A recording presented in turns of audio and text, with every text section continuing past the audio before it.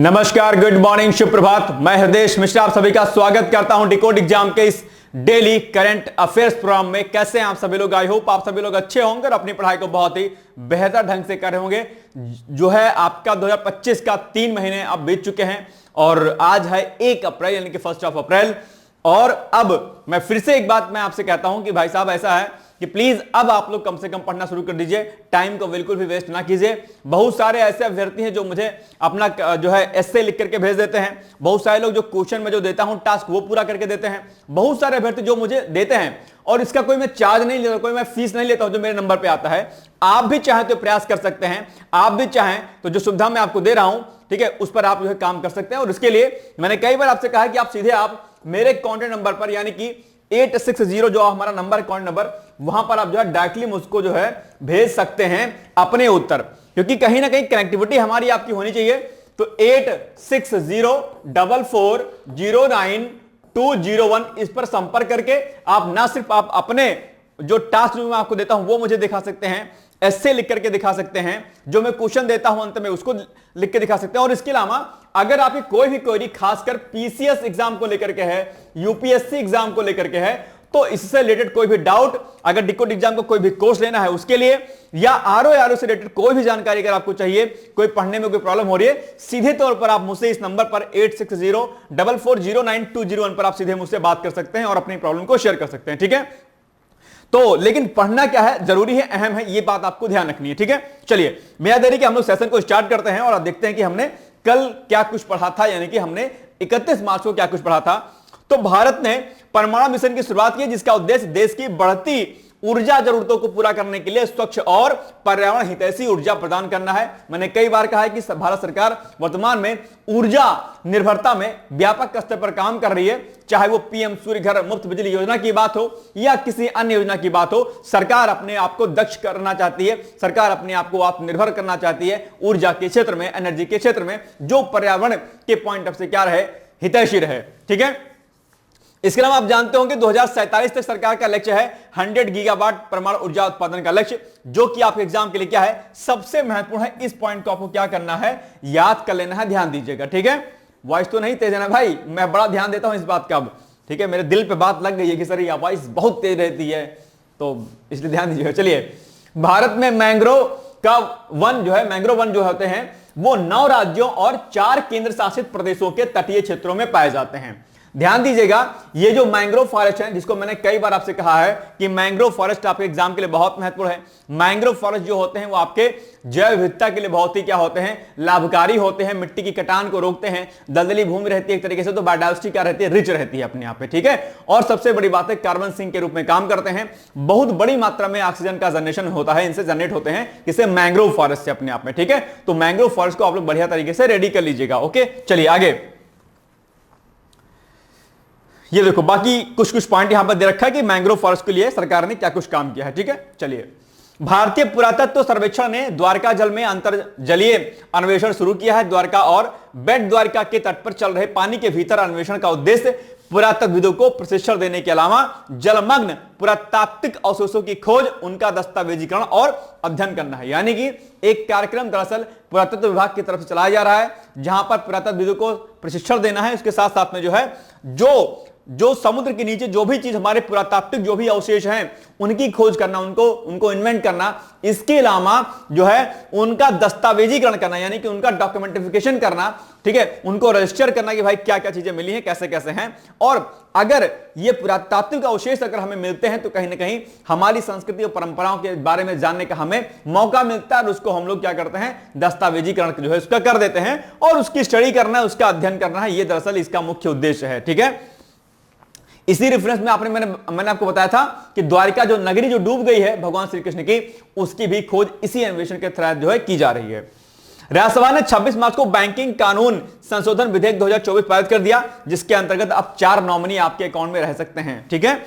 विश्व रंगमंच दिवस प्रतिवर्ष 27 मार्च को मनाया जाता है। इसके अलावा भारतीय सशस्त्र बलों ने अरुणाचल प्रदेश में उत्तरी सीमाओं के साथ हिमालय की उच्च ऊंचाई वाले इलाकों में तीनों सेनाओं का एकीकृत बहु अभ्यास, क्षेत्रीय अभ्यास का प्रचंड प्रहार का आयोजन किया, ओके। चलिए आगे, चिली के राष्ट्रपति Gabriel boric font PM Modi के निमंत्रण पर 1 से 5 अप्रैल तक भारत की राजकीय यात्रा पर आएंगे, यानी कि आज से उनकी राजकीय यात्रा शुरू हो रही है। किनकी शुरू हो रही है भाई साहब? चिली के जो राष्ट्रपति हैं। आप कहेंगे सर चिली के राष्ट्रपति कौन है, तो आप बता दीजिएगा, गैब्रियल बोरिक फॉन्ट जो है चिली के राष्ट्रपति हैं। ध्यान दीजिएगा कब कब किन किन देशों के राष्ट्रपति कब कब नियुक्त हुए हैं, चुने गए हैं, ये क्रम भी आपको याद होना चाहिए। जैसा कि अभी आप विगत जो आपने एग्जाम दिया पीसीएस का, उसमें पूछ लिया था कि बताओ कि जो राष्ट्रपति चुने गए उनका नंबर क्या था। तो याद रखिएगा कि किस किस महीने कौन कौन से नए नए राष्ट्रपति चुने गए या राष्ट्राध्यक्ष चुने गए, याद रहेगा पॉइंट ये। आगे बढ़ते हैं।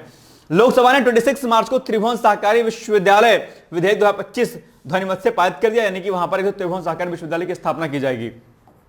भारत ने स्वदेशी रूप से विकसित vertically launch short range surface to air missile का 26 मार्च को सफल परीक्षण किया। तो ये हम लोगों ने लास्ट जो है डे पढ़ा था, यानी कि 31 मार्च को हम लोगों ने पढ़ा था इसको, ठीक है, मंडे को। अब एक क्वेश्चन आपसे था कि बताओ गुलाम वंश का संस्थापक कौन था, तो कुतुबुद्दीन ऐबक को दरअसल गुलाम वंश का संस्थापक कहा जाता है, याद रखिएगा। आप लोग मेडिवल हिस्ट्री में जो है मुगल साम्राज्य को खूब पढ़ लीजिएगा, आजकल मुगल खूब चर्चा में रहते हैं, इस पे बड़ी जो है क्या कहते हैं उठापटक होती है। तो औरंगजेब ये मुगल साम्राज्य को खूब अच्छे से पढ़िएगा। चलिए, म्यांमार और थाईलैंड में भी हाल ही में भूकंप आया है, बहुत तेजी के साथ भूकंप आया और एक बड़ी तबाही के रूप में दरअसल वहां पर देखने को मिला। और जो है क्या हुआ है कि भारत सरकार ने दरअसल म्यांमार को जो है राहत सामग्री भेजी है और उसके लिए ऑपरेशन एक चलाया गया है। अगर आपको पता होगा तो मुझे बताओ कि उस ऑपरेशन का नाम क्या है, जिसके तहत जो है म्यांमार को सहायता दी जा रही है, राहत सामग्री दी जा रही है। तो आप पहले सुन लीजिए कुछ एक पॉइंट, ठीक है। तो म्यांमार और थाईलैंड ने 28 मार्च को भूकंप से भारी तबाही वहां पर मचाई है और जान माल की काफी वहां पर नुकसान हुआ। आप जानते हो कि जब भूकंप आता है भाई साहब तो बड़ा खतरनाक माहौल हो जाता है, कब कहां किसकी जिंदगी कब चली जाए कुछ भी नहीं कहा जा सकता। इसीलिए कहा गया है कि जब भी आप लोग जो है काम करें तो अच्छा काम करें। आपने देखा होगा, वीडियो में देखा होगा कि बड़ी बड़ी बिल्डिंग्स जिसके लिए करोड़ों अरबों रुपया लगा होगा, एक सेकंड में धराशायी हो गई, किस ताश के पत्ते की तरीके से बिखरती हुई नजर आई हुई होंगी आपको वीडियो में। आप सोचिए कि किस तरीके से जीवन हमारा जो है उस जो है ईश्वर पर कह लीजिए, प्रकृति पर कह लीजिए या विधाता के लिए कह लीजिए कि कुछ भी इस पर जो है क्या है जो निश्चित नहीं है।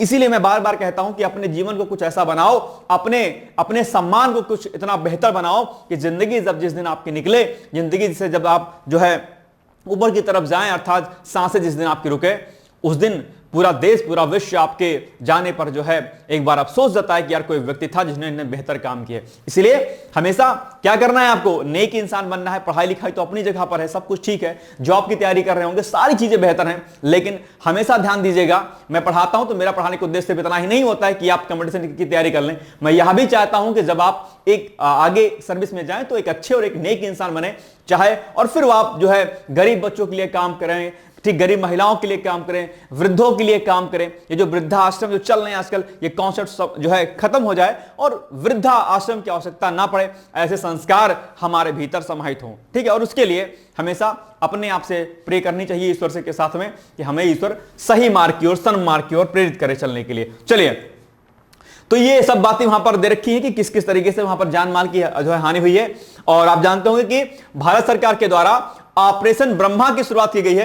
ये प्रश्न आपके एग्जाम में, फैक्ट जो है आपके एग्जाम में पूछा जा सकता है कि भारत सरकार ने ऑपरेशन ब्रह्मा किस देश में भूकंप आने पर मानवीय सहायता के लिए एक ऑपरेशन की शुरुआत की थी। या यूं पूछ लेगा कि म्यांमार में जो भूकंप आया था उसके लिए सरकार ने कौन से ऑपरेशन की शुरुआत की थी, तो आप कहेंगे ऑपरेशन ब्रह्मा की शुरुआत की थी, ठीक है। चलिए, म्यांमार में 7.7 तीव्रता का भूकंप आया, जो कि बहुत बड़ी बात है अपने आप में।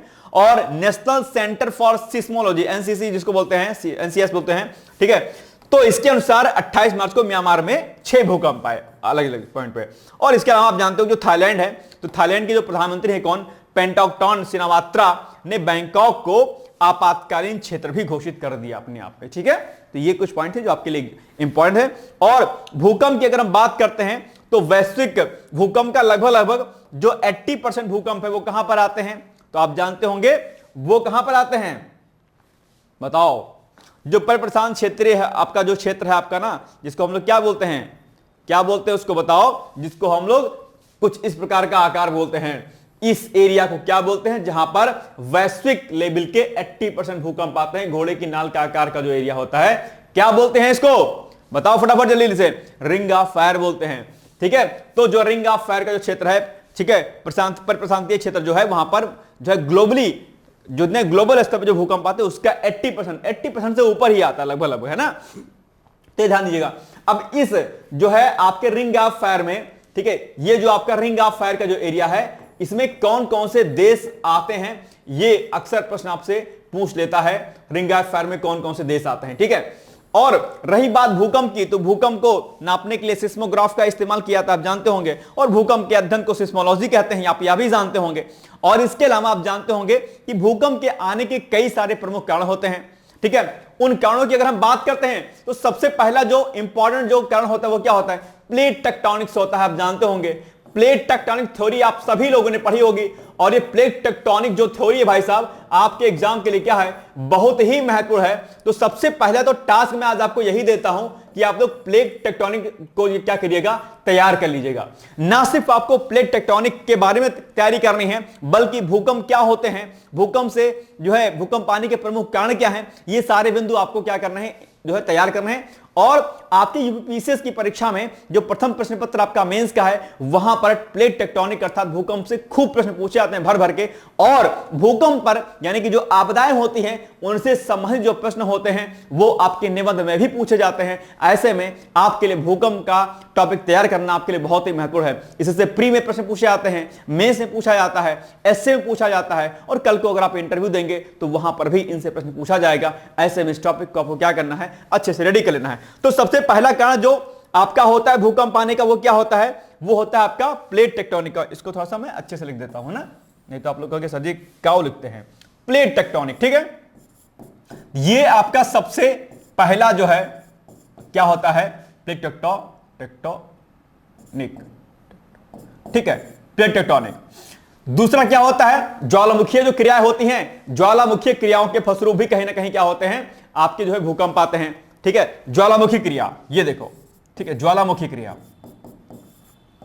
जो ज्वालामुखीय क्रिया होती है, ज्वालामुखी ब्रेक होते हैं, टूटते हैं, ठीक है, तो उनके फलस्वरूप भी कहीं ना कहीं क्या होता है, भूकंप आता है। इसके अलावा मानवीय गतिविधियां, ठीक है, मानवीय गतिविधियां, ठीक है, मानवीय गतिविधियां, कहीं पर सुरंग टूट रही है, ठीक है, या कहीं पर कोई परमाणु परीक्षण किया जा रहा है, ठीक है, तो उससे भी कहीं ना कहीं भूकंप आता है। तीन प्रमुख कारण आपके देखने को मिलते हैं भूकंप के लिए। प्लेट टेक्टोनिक की अगर हम बात करते हैं तो आप जानते होंगे जो हमारा लिथोस्फीयर में जो कुछ प्लेटें हैं आप जानते होंगे, ठीक है। तो प्लेटों में, दो प्लेटों के बीच में क्या होता है, कंपन होता है। और ऐसे में क्या होता है, कहीं ना कहीं जब दो प्लेट कोई है, ठीक है, तो जब दो प्लेटें, इनमें कई प्रकार के चीज होंगे। जब ये दो प्लेटें आपस में क्या होंगी, ये चिपकी हुई हैं, जब ये दूर जाएंगी तो भी क्या होगा, हलचल होगा। जब ये दोनों प्लेटें क्या होंगी, आपस में पास आएंगी, ठीक है, तो ही भूकंप आएगा, ठीक है। और जब एक प्लेट इस प्लेट के नीचे क्या हो जाएंगी, नीचे आ जाएंगी, और एक प्लेट इसके ऊपर जाएगी, तब भी भूकंप आएगा। या एक प्लेट का दूसरे प्लेट के ऊपर जाना, इस तरीके से आप विस्तारित कर देना, तो भी कहीं क्या होता है, भूकंप आता है। आप पढ़े होंगे प्लेट टेक्टोनिक में, खूब अच्छे से पढ़े होंगे। जिन लोगों का ऑप्शनल होगा ज्योग्राफी, वो लोग खूब अच्छे से पढ़ते होंगे। तो दो प्लेटें हैं, जब दो प्लेटें आपस में रगड़ खाएंगी तो एक प्लेट दूसरे प्लेट के ऊपर चली जाएगी, तब भी भूकंप आएगा। नीचे जाएगी तभी भूकंप आएगा। एक दूसरे के ऊपर आने पर एक दूसरे के ऊपर चढ़ जाएंगे तभी भूकंप आएगा, और एक दूसरे से नीचे भी विस्थापित होंगी। तो कई प्रकार की दरअसल प्लेटों के कंपन करने से कहीं ना कहीं भूकंप आता है। ज्वालामुखी अभिक्रिया, जब ज्वालामुखी फूटता है तो हलचल होती है पृथ्वी पर, फिर भी तब भी भूकंप आता है, ठीक है। तो वेव्स उत्पन्न होती है, लहरें उत्पन्न होती हैं अपने आप में इन प्लेट टेक्टोनिक प्लेटों के जो है कंपन करने से, ठीक है। मतलब ध्यान दीजिएगा, ठीक है। चलिए बाकी अच्छे से पढ़ लीजिएगा आप लोग, मैं एक दिन पढ़ा दूंगा अच्छे तरीके से। चलिए आगे। अब नेशनल सेंटर फॉर सिस्मोलॉजी, इसके बारे में आप जानते होंगे। तो ये national centre for seismology Bharat के पृथ्वी विज्ञान मंत्रालय का एक कार्यालय है। यह कार्यालय भूकंपों की निगरानी करता है और भूकंपीय अनुसंधान करता है। विशेष रूप से यह सरकारी एजेंसियों को भूकंप निगरानी और खतरे की रिपोर्ट प्रदान करता है। कौन? नेशनल सेंटर फॉर सिस्मोलॉजी, ये है, ठीक है। चलिए ये सब पॉइंट यहां पर और कुछ दे रखे हैं, आप इसको पढ़ लीजिएगा, ठीक है, कि क्या क्या पॉइंट लिए हैं। और अब चूंकि म्यांमार में व्यापक स्तर पर भूकंप है तो म्यांमार के बारे में पढ़ लीजिए। इसके उत्तर में चीन है म्यांमार के। अब अगर मैप में देखेंगे तो ये है म्यांमार, और म्यांमार के उत्तर में आप देखेंगे तो यहां पर आपको नजर आएगा क्या सुंदर सा बढ़िया सा चीन आपका। पश्चिम में आपके भारत मिल जाएगा, आप जानते होंगे, ठीक है। पश्चिम की अगर हम बात करेंगे तो पश्चिम में आपका इंडिया है, बिल्कुल सही बात है, पश्चिम में म्यांमार के इंडिया है, ठीक है। और यहीं से यहां के लिए ऑपरेशन ब्रह्मा की शुरुआत की गई है। क्यों? क्योंकि यहां पर भूकंप आया हुआ है, याद रखिएगा। और भारत बांग्लादेश एवं भारतीय महासागर है, बांग्लादेश भी देखो यहां पर है और इंडियन ओशियन भी यहां पर है, भाई हिंद महासागर है कि नहीं यहां पर। तो म्यांमार के पश्चिम में आप देखेंगे यहां पर इंडिया नजर आएगा, यहां पर बांग्लादेश नजर आएगा और यहां पर नजर आएगा आपको इंडियन ओशियन यानी कि हिंद प्रशांत महासागर, ठीक है। तथा दक्षिण एवं पूर्व की दिशा में थाईलैंड एवं लाओस है। देखो दक्षिण एवं पूर्व की दिशा में थाईलैंड और लाओस है, ये हो गया आपका थाईलैंड और ये हो गया आपका लाओस। अब इसको थोड़ा सा मैं जूम करके आपको मैं दिखा देता हूं, फिर आपको क्या हो जाएगा, मजा आ जाएगा, ठीक है।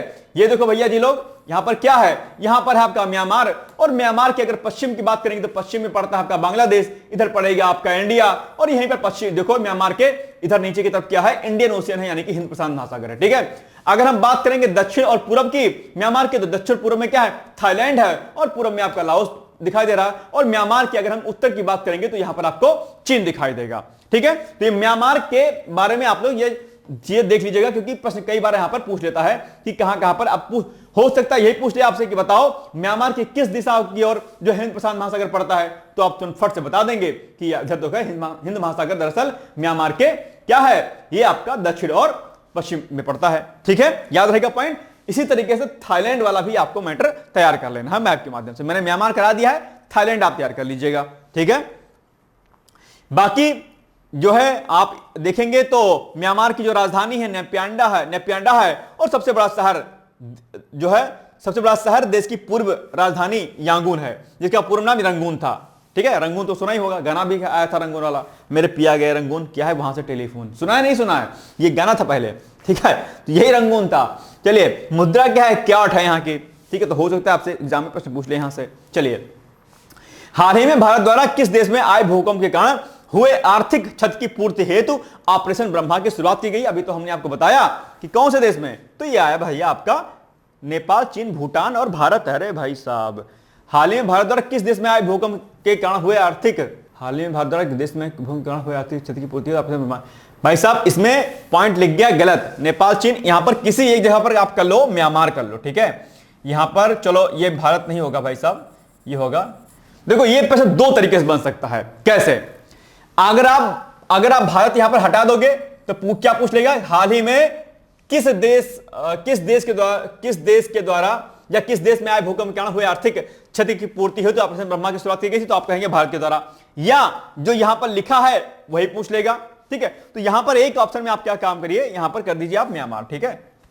देखो क्योंकि म्यांमार और कहां पर आया भूकंप, ये आया है आपका म्यांमार और थाईलैंड में आया है, तो यहां पर आप म्यांमार प्लस थाईलैंड कर सकते हैं या म्यांमार कर सकते हैं, केवल म्यांमार, ठीक है। तो ऑप्शन नंबर डी हटा दो और यहां पर कर दो म्यांमार, ठीक है। ये हो गया, रह गया मुझसे बनाने में कई बार दिमाग जो है चलाता है गायब, म्यांमार, ठीक है। तो अब ऑप्शन नंबर आपका डी हो जाएगा, ठीक है। Option number D is the right answer, ठीक। इसको हटा के आप लोग सही कर लीजिएगा। चलो, कोसी मेची अंतरराज्यीय लिंक परियोजना, यह भी चर्चाओं में है और कोसी नाम सुनकर ही आपको तुरंत आपके दिमाग में क्या आता होगा, बिहार का शोक। और बिहार का शोक किसको कहते हैं, कोसी नदी को कहते हैं, जो कि बिहार में नेपाल से निकलती है और बिहार में जब प्रवेश करती है भारत में तो वहां पर एक व्यापक स्तर पर जो है बाढ़ का प्रकोप लाती है। कौन? कोसी नदी। और कोसी और मेची जो नदी है उसके लिए भी हाल ही में अंतरराज्यीय लिंक परियोजना को सरकार ने पीएम मोदी की अध्यक्षता में जो है आर्थिक सलाहकार जो बैठक हुई थी उसमें जो है उन्होंने इसको क्या कर दिया है, परमिशन दे दिया। यानी कि पीएम मोदी की अध्यक्षता में आर्थिक मामलों की मंत्रिमंडल समिति ने 28 मार्च को बिहार की कोसी मेची अंतरराज्यीय लिंक परियोजना को प्रधानमंत्री कृषि सिंचाई योजना त्वरित सिंचाई लाभ कार्यक्रम के अंतर्गत शामिल करने का फैसला ले लिया है या फिर उसको मंजूरी प्रदान कर दी है, ठीक है। आर्थिक मामलों की मंत्रिमंडल समिति ने 6,282.32 करोड़ रुपए की अनुमानित लागत वाली इस परियोजना को मार्च 2029 तक पूरा करने का लक्ष्य रखा गया है। तो अब आपके एग्जाम में सबसे पहला फैक्ट यही पूछ लेगा कि जो अभी हाल ही में सरकार ने कोसी मेची अंतरराज्यीय लिंक परियोजना की शुरुआत की है, इसके कब तक के पूरे होने के चांस हैं, ठीक है। लक्ष्य रखा गया तो आप कहेंगे सर 2029 तक के लिए, और ये अमाउंट भी आप लोग याद रखिएगा, ठीक है। चलिए, तो 2029 पूरा करने के लिए इतना रुपए का बजट जो है यहां पर पास किया गया, ठीक है। ये देखो, ठीक है, दोनों ये अमाउंट आप याद रखिएगा। चलिए, इस योजना के अंतर्गत मौजूदा पूर्वी कोसी मुख्य नहर के पुनर्निर्माण के माध्यम से बिहार में स्थित महानंदा बेसिन में सिंचाई के विस्तार के लिए कोसी नदी के अधिशेष जल को एक हिस्से को मोड़ने और पूर्वी कोसी मुख्य नहर को आरडी 41.30 किलोमीटर पर इसके अंतिम छोर से आगे जो है आरडी 117.50 किलोमीटर मतलब किमी पर मेची नदी तक विस्तारित करने का प्लान बनाया गया। यानी कि ओवरऑल सिंचाई के क्षेत्र में जो है इसमें व्यापक स्तर पर काम किया गया है ताकि जो है अंतरराज्यीय स्तर पर जो है इसका लाभ उठाया जा सके। इससे बिहार को काफी कुछ जो है फायदा मिलने वाला है और कहीं ना कहीं जो है बाढ़ पर भी इससे जो है कहीं ना कहीं रोक लगाई जा सकेगी। ठीक है, यह बिहार से होकर बहने वाली कोसी और मेची नदियों को बिहार के भीतर एक साथ क्या करना है, जोड़ना है, ये इसका टारगेट है। और ये कोसी नदी आप जानते होंगे कि इसे कोसी हमारे यहां पर कहते हैं और बाकी नेपाल में कोसी कहते हैं। ये वाला सा हो जाता है, नदी नेपाल में हिमालय से निकलती है और बिहार में भारत में दाखिल होती है, आप जानते होंगे इसको। ठीक है, और अगर इसमें से एक इंपॉर्टेंट फैक्ट की बात करें तो कोसी नदी की जो प्रमुख सहायक नदियां हैं, ये पूछ सकता है आपसे। ठीक है, तो सहायक नदियों के अंतर्गत अरुण है, तमोर है, दूधकोशी है, तामाकोशी है और सोनकोशी और इंद्रावती है। ये क्या है, ये बेसिकली जो है आपका क्या है, बेसिकली आपका कोसी की सहायक नदियां हैं जो कि आपकी क्या है, इंपॉर्टेंट है आपके एग्जाम के लिए। कोसी के अलावा कुछ प्रमुख नदियां हैं उनके बारे में भी प्रश्न पूछ लेता है, जैसे गंगा हो गया, यमुना हो गया, आपका सतलज हो गया, ठीक है, नर्मदा हो गई। इनकी सहायक नदियों पर खूब प्रश्न पूछे जाते हैं, तो आप लोग इनको भी तैयार कर लीजिएगा। यानी कि आपके भूगोल में जो अपवाह तंत्र का जो चैप्टर है, ड्रेनेज सिस्टम का जो चैप्टर है, उसको आप लोग अच्छे तरीके से तैयार कर लीजिएगा। और नदी से संबंधित प्रश्न कई प्रकार के और पूछे जाते हैं, जैसे कि एक नदी का जो कोई नदी है तो इस नदी का उद्गम जो होता है वो उद्गम कहां से होता है, यह प्रश्न पूछ लेता है। उद्गम के साथ पार्टिकुलर नदी कहां गिरती है, जो गिरने का हिंद महासागर के बंगाल की खाड़ी कहां पर गिरती है, तो गिरने का स्थान पूछ लेता है। और एक प्रश्न पूछ लेता है कि बताओ इसके लेफ्ट और दाएं और बाएं से कौन कौन सी नदी इसके मिलती हैं, यह प्रश्न भी पूछता है। ठीक है, और इसकी जो सहायक नदियां हैं वो कौन कौन सी सहायक नदियां हैं, यह भी प्रश्न आपसे खूब पूछता है। तो इसके बारे में आप लोग अच्छे तरीके से क्या करिएगा, रेडी कर लीजिएगा। याद रहेगा पॉइंट है। चलिए आगे बढ़ते हैं हम लोग। अब बताओ, पीएम मोदी की अध्यक्षता में आर्थिक मामलों की मंत्रिमंडलीय समिति ने 28 मार्च को किस राज्य में कोसी मेची अंतरराज्यीय लिंक परियोजना को प्रधानमंत्री कृषि सिंचाई योजना त्वरित सिंचाई लाभ कार्यक्रम के अंतर्गत शामिल करने को मंजूरी दी है? तो भाई सिंपल सी बात है, कौन सा स्टेट है वो? बिहार है आपका, सुंदर सा देश बिहार। सॉरी, स्टेट कौन सा? बिहार है आपका, बस हो गया। बी, 2 दिवसीय 10वां ब्रिक्स नीति नियोजन संवाद, ये अभी हाल ही में आयोजित किया गया। आप जानते होंगे इस समय ब्रिक्स की अध्यक्षता कौन कर रहा है? ब्राजील कर रहा है।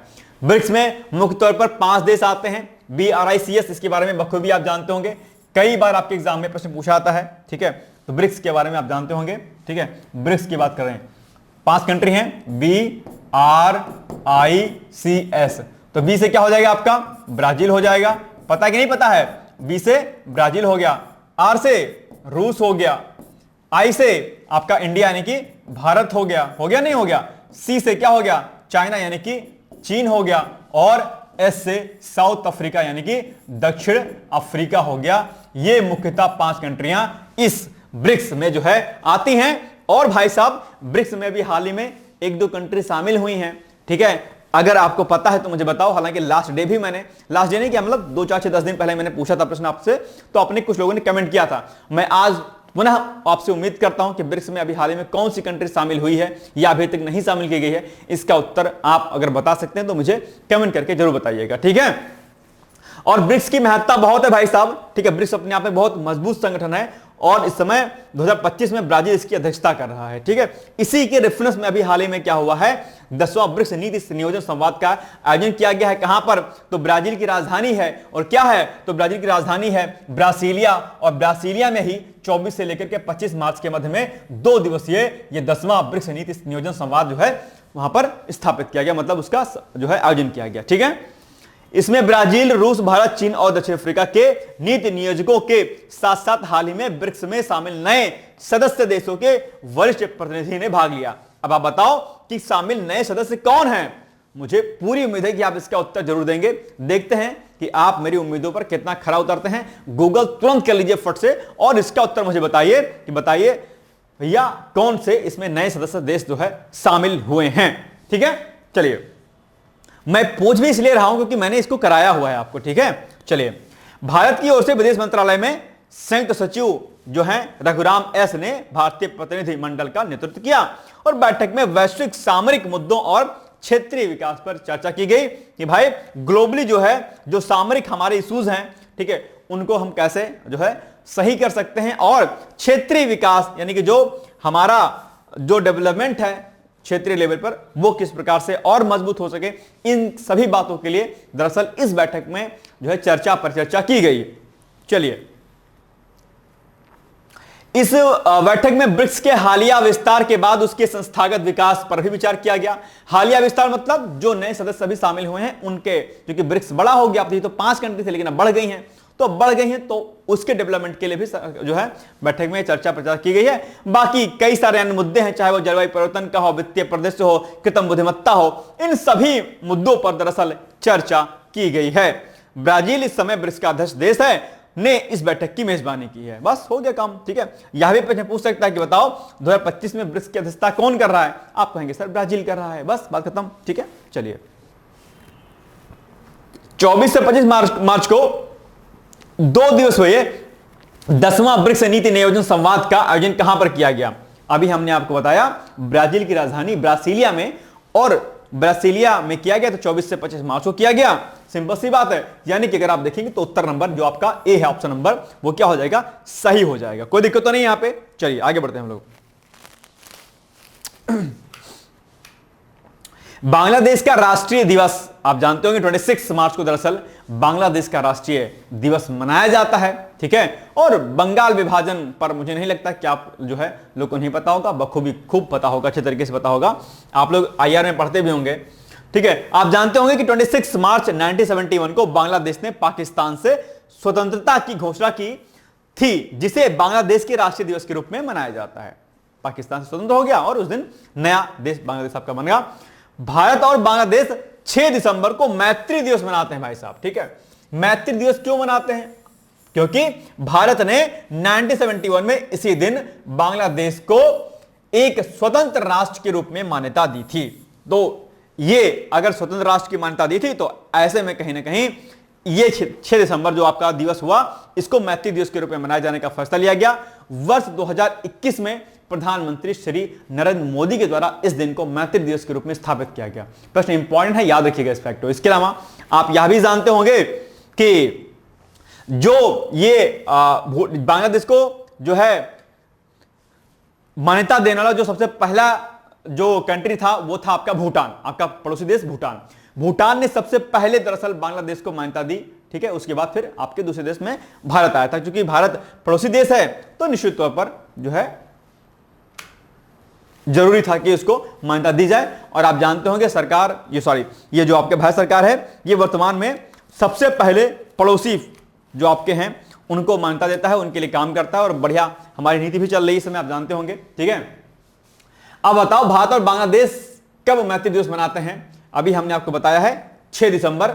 इसमें कंफ्यूज मत हो जाना, 26 मार्च वाला मत लगा के चले आना, नहीं तो फिर दिक्कत हो जाएगी, फिर आपको कंफ्यूजन हो जाएगा, ठीक है। क्योंकि 26 मार्च को बांग्लादेश का राष्ट्रीय दिवस मनाया जाता है, ठीक है। चलिए, खेलो इंडिया पैरा गेम्स 2025 अभी आप ये इसका आयोजन किया गया, और खेलो इंडिया पैरा गेम्स 2025 के अंतर्गत हरियाणा ने 34 स्वर्ण, 39 रजत और 31 कांस्य पदकों के साथ में शीर्ष स्थान ग्रहण किया, आप जानते होंगे। और इसमें एक चीज इंपॉर्टेंट है और यह है कि इसके बाद दूसरा जो स्थान प्राप्त किया वो तमिलनाडु ने प्राप्त किया, और तीसरा स्थान आपका यूपी रहा है। और यूपी में कुल कितने पदक आए ये आपके जरूरी है। तो यूपी में 23 स्वर्ण आए हैं, ठीक है, 21 रजत आए हैं और 20 कांस्य आए हैं। तो 3rd नंबर पर यूपी है, आपको इसको याद रखना है। और ये 20 से लेकर के 27 मार्च तक नई दिल्ली में या दिल्ली में आयोजित किया गया। तो ये फैक्ट भी आपके लिए क्या हो जाता है, महत्वपूर्ण हो जाता है, इसको भी आपको याद रखना है, ठीक है। खेलो इंडिया पैरा गेम्स 2025। आगे बाकी खेलो इंडिया पैरा गेम्स के बारे में आप जानते होंगे। खेलो इंडिया पैरा गेम्स खेलो इंडिया मिशन का ही हिस्सा है अपने आप में, ठीक है, जिसका उद्देश्य प्रतिभाशाली खिलाड़ियों को अपने खेल और प्रतिस्पर्धी कौशल का प्रदर्शन करने के लिए एक मंच प्रदान करना है। दिसंबर 2023 में आयोजित खेलो इंडिया पैरा गेम्स का पहला संस्करण नई दिल्ली में 3 स्थानों पर 7 खेल विधाओं में आयोजित किया गया था। चलिए, खेलो इंडिया गेम्स 2025 का आयोजन 20 से 27 मार्च के मध्य कहां आयोजित किया गया, नई दिल्ली में आयोजित किया गया। बहुत ही आसान सा उत्तर है इसका, कौन सा बहुत रॉकेट साइंस है, ठीक है, सी इज द राइट आंसर, बस हो गया। बेलारूस के नए राष्ट्रपति अभी हाल ही में आप जानते होंगे अलेक्जेंडर लुकाशेंको ने बेलारूस के नए राष्ट्रपति पद का जो है शपथ ली है अभी हाल ही में, और प्रधानमंत्री श्री नरेंद्र मोदी ने ट्वीट करके उनको बधाई दिया कि भाई आपको शुभकामनाएं, आप जो है नए राष्ट्रपति बनाए गए हैं। ये उनका 7वां कार्यकाल है भाई साहब, ठीक है, ये इंपॉर्टेंट है। और लुकाशेंको ने यानी कि अलेक्जेंडर लुकाशेंको ने 26 जन को हुए राष्ट्रपति चुनाव में भारी जीत हासिल की थी, और अब उन्होंने शपथ ले लिया है, और 87% जो है उन्हें वोट जो है वहां पर मिले। नोट नहीं भाई साहब, वोट कहां से मिल जाएंगे, नोट कहां से मिल जाएंगे। चलिए, बाकी अगर बात हम बेलारूस की करते हैं तो बेलारूस क्या है, स्थलबद्ध देश है, यानी कि इसकी सीमाएं, सभी सीमाएं क्या हैं, स्थलों से घिरी हुई है, कोई भी सीमा इसकी समुद्र से नहीं लगती। स्थलरुद्ध उनको देश कहते हैं ना, जो लैंड लॉक्ड होते हैं, लैंडलॉक। बेलारूस की सीमा की अगर हम बात करते हैं तो इसकी सीमा उत्तर पूर्व में रूस से, उत्तर पूर्व में किससे, रूस से। तो अगर आप उत्तर पूर्व में जाएंगे तो यह है आपका बेलारूस, और यह आपका उत्तर पूर्व में क्या पड़ जाएगा, रसिया अर्थात रूस पड़ जाएगा उत्तर पूर्व में, ठीक है। चलिए आगे अगर बात करेंगे दक्षिण में यूक्रेन से, आप देखेंगे दक्षिण में तो यहां पर यूक्रेन है, ठीक बात है, यूक्रेन हो गया आपका, ठीक है। पश्चिम में पोलैंड मिल जाएगा आपका, ये देखिए पश्चिम में आपका पोलैंड है, ठीक बात है, ठीक। और उत्तर पश्चिम में लिथुआनिया, उत्तर पश्चिम में क्या है आपका, लिथुआनिया। तो उत्तर पश्चिम में लिथुआनिया और लातविया भी है, यहां पर आप देख पा रहे होंगे, तो बिल्कुल सही बात है, उत्तर पश्चिम में लिथुआनिया और लिथुआनिया है। स्थल रुद्ध देश है, यानी कि इसकी सभी सीमाएं स्थलों से लगती है, समुद्री सीमा इससे नहीं लगती है, ठीक है। ये हो गया आपका राजधानी और सर्वाधिक जनसंख्या वाला जो अगर नगर है यह मिन्स्क है। तो ये आप यहां पर देख पा रहे होंगे, मिन्स्क जो है यहाँ की क्या है, कैपिटल है किसकी, बेलारूस की है, ठीक है। तो ये सीमाएं जो भी आप यहां पर देख पा रहे होंगे, ये आप लोग क्या करिएगा, याद करिएगा। और इसके बहुत दूर क्या है, बाल्टिक सी है, ठीक है, ध्यान दीजिएगा। चलिए ये मैप आप लोग एक बार देख लीजिएगा। चलिए अब आप बताइए प्रश्न कि निम्नलिखित कथनों में कौन सा से कथन सही है या है। नंबर 1, अलेक्जेंडर लुकाशेंको ने बेलारूस के नए राष्ट्रपति पद की शपथ ली है, बिल्कुल सही बात है। और बेलारूस की राजधानी मिन्स्क है, बिल्कुल सही बात है, दोनों ही कथन सही हैं। तो इस हिसाब से 1 और 2 दोनों कथन क्या हो जाएंगे, सही हो जाएंगे। सरस्वती सम्मान, अभी हाल ही में सरस्वती सम्मान 2025 भद्रेश दास को दिया जाएगा। उन्हें यह पुरस्कार उनकी कृति स्वामी नारायण सिद्धांत सुधा के लिए प्रदान किया गया है। और सरस्वती सम्मान की स्थापना आप जानते होंगे 1991 में के बिरला फाउंडेशन के द्वारा की गई थी, ठीक है। और यह पुरस्कार जो है हर साल किसी भारतीय नागरिक को किसी भारतीय भाषा में लिखी गई उत्कृष्ट साहित्यिक कृति के लिए दिया जाता है। बताओ 2024 में जो आपका 34वां राष्ट्रीय सम्मान था वो किसको दिया गया था, ठीक है। और ये प्रश्न पूछा भी गया है, मैं आपसे अपेक्षा करता हूं कि आप इसका उत्तर जरूर बताएंगे, ठीक है। और इसमें जो है एक प्रशस्ति पत्र, एक पट्टिका और 15 लाख रुपए का नगद पुरस्कार जो है इसमें दिया जाता है। इंपॉर्टेंट फैक्ट है आपके लिए, याद रखिएगा इसको, ओके।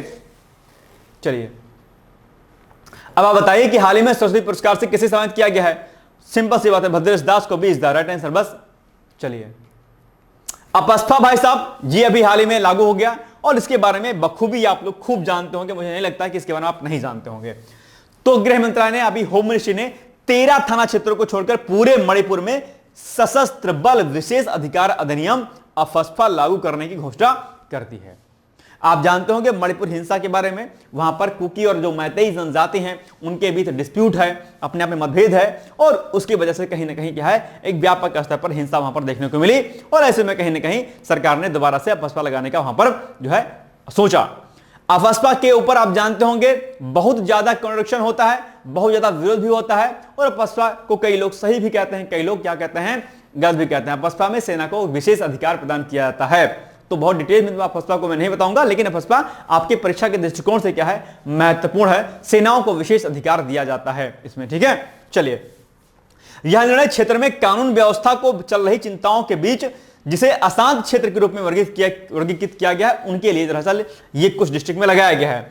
और सभी राज्यों में, ठीक है, जो कि पूर्वोत्तर के कुछ स्टेट है, वहां पर 1 अप्रैल से यह प्रभावी हो जाएगा और 6 महीने के लिए लागू रहेगा, अगले 6 मंथ के लिए। यानी कि आज से ये जो है अपस्फा लागू हो गया है, और अगले 6 महीने तक जो है, यानी कि अप्रैल, मई, जून, जुलाई, अगस्त, सितंबर, इतने तक जो है आपका रहेगा, ठीक है। अपस्फा के बारे में इस कई बार इसका फुल फॉर्म पूछ लेता है, तो AFSPA यानी कि stand for the armed force special powers for act को बोलते हैं, ठीक है। ये आपके लिए क्या है, जरूरी है। और आप जानते हो कि 1958 में अधिनियमित सशस्त्र बल विशेष शक्तियां अधिनियम अपस्फा एक ऐसा कानून है जो सरकार द्वारा अशांत घोषित क्षेत्रों में कार्यरत सशस्त्र बलों और केंद्रीय सशस्त्र पुलिस बलों को विशेष शक्तियां प्रदान करता है।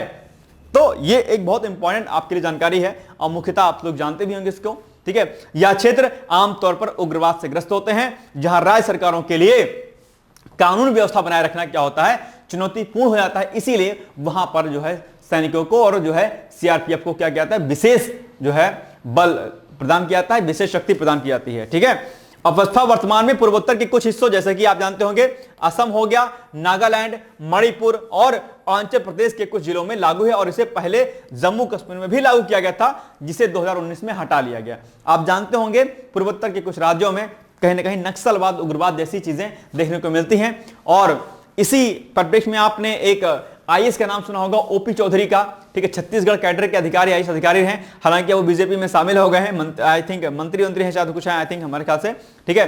पहली बार जब उन्होंने इस्तीफा दिया तो उन्होंने इलेक्शन लड़ा, वो फिर हार गए थे, दूसरी बार फिर से वो लड़े, वो जीत गए थे। उन्होंने छत्तीसगढ़ के नक्सल प्रभावित क्षेत्रों के लिए बहुत व्यापक स्तर पर काम किया, हिंदी माध्यम से जो है उन्होंने टॉप भी किया था शायद ओपी चौधरी ने, और आप सर्च कीजिएगा ओपी चौधरी के बारे में, उन्होंने बहुत सारे कार्यक्रम चलाए थे छत्तीसगढ़ में जो है जनजातियों के विकास के लिए और नक्सलीवादियों को जो है सही करने के लिए, ठीक है।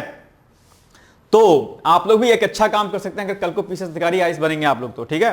ये नहीं खाली पैसा बटोरने में लग जाइएगा, ठीक है, ये सब काम मत कीजिएगा फालतू वाला। अवस्था निम्नलिखित में से किस राज्य में शामिल नहीं है, यानी कि अवस्था निम्नलिखित में से किस राज्य में शामिल नहीं, मतलब कहां पर लागू नहीं किया गया, कौन सा ऐसा स्टेट है, बिहार, असम, नागालैंड, मणिपुर। आज भाई साहब सिंपल सी बात है, बिहार में तो नहीं है, क्या कीजिएगा जी, बिहार में नहीं है ना, बिहार में लालू जी हैं। चलिए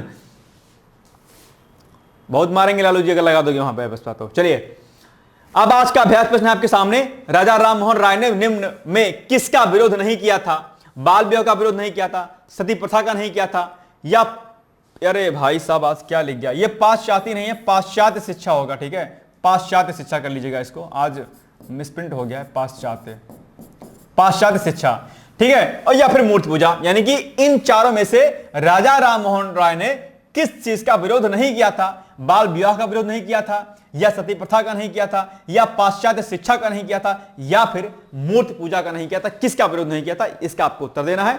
और अब आपके सामने एक छोटा सा जो है यहाँ पे एडवर्टाइजमेंट है कि पीसीएस के लिए हम लोग 12,000 प्लस प्रश्नों के माध्यम से टेस्ट सीरीज चला रहे हैं, आप चाहें तो इसको जो है ज्वाइन कर सकते हैं। यहाँ पर हम लोग एक टॉपिक से जो है एक दिन में 25 क्वेश्चन, अगले दिन से दो टॉपिक से 50 क्वेश्चन, और संडे को आपका 50 क्वेश्चन का करंट अफेयर्स का टेस्ट होगा।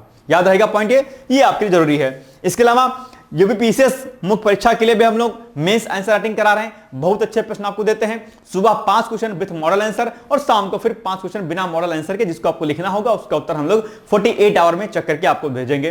तो ये आप आराम से जुड़ सकते हैं और इसके लिए 8604409201 पर आप संपर्क कर सकते हैं। और इसके अलावा पीसीएस का हमारे यहां पर फाउंडेशन कोर्स भी चल रहा है, जहां पर हम लोग प्री की क्लास, मेंस की क्लास, ठीक है, यानी प्री प्लस मेंस की क्लास साथ में चलेगी, और इंटरव्यू की गाइडेंस वहां पर हम लोग प्री की टेस्ट सीरीज आपको देते हैं, साथ में मेंस की टेस्ट सीरीज देते हैं, डेली मेंस का आंसर राइटिंग प्रैक्टिस भी कराते हैं, और डेली प्री के लिए आपको क्विज भी कराते हैं। ये सारी चीजें हैंड टू हैंड आपकी चलती रहेंगी। और इसके अलावा जो प्रीवियस ईयर क्वेश्चन पेपर आपके होते हैं प्री के, वो भी कराए जाएंगे, मेंस के प्रीवियस ईयर क्वेश्चन पेपर होंगे वह भी कराए जाएंगे।